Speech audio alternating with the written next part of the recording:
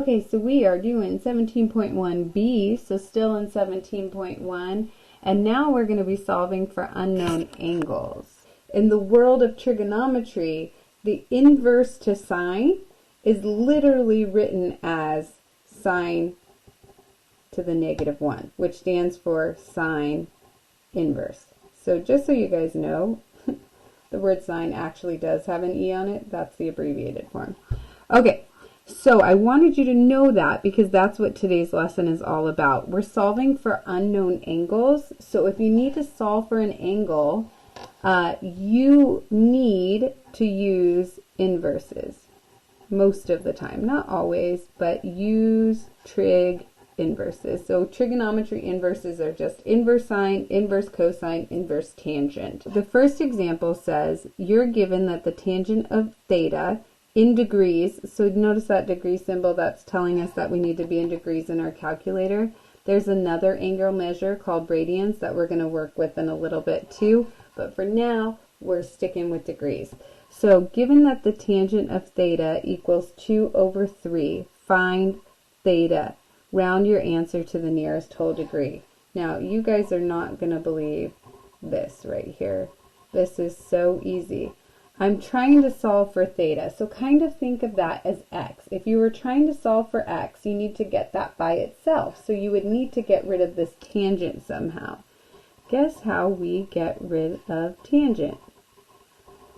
We have to take the inverse tangent, and what you do to one side, you have to do to the other. Now these undo each other, and we're just left with the angle.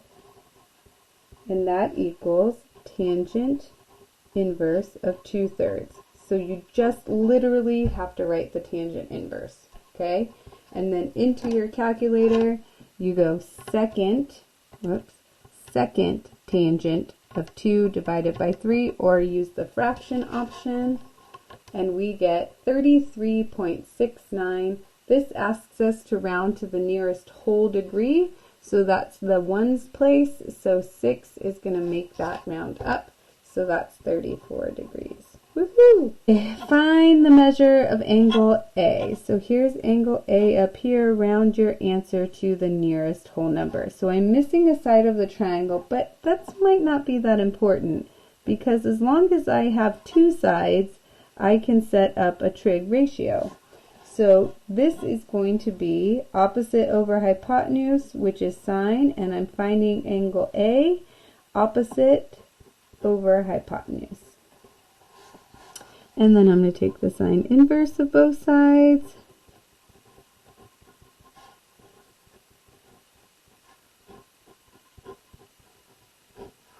These undo each other. I'm going to plug it into my calculator. And I get 58 degrees. On the back side, find the measure of angle A, round to the nearest whole degree. Great. We're just getting all kinds of practice. This is adjacent. This is opposite. I don't know the third side, but for what I'm doing, I don't need to know the third side. So this is going to be the tangent of A equals opposite over adjacent. Just make sure that you fill that in properly. Tangent inverse tangent A equals the tangent inverse of 35 over 17. Those undo each other. A is the tangent inverse of 35 over 17.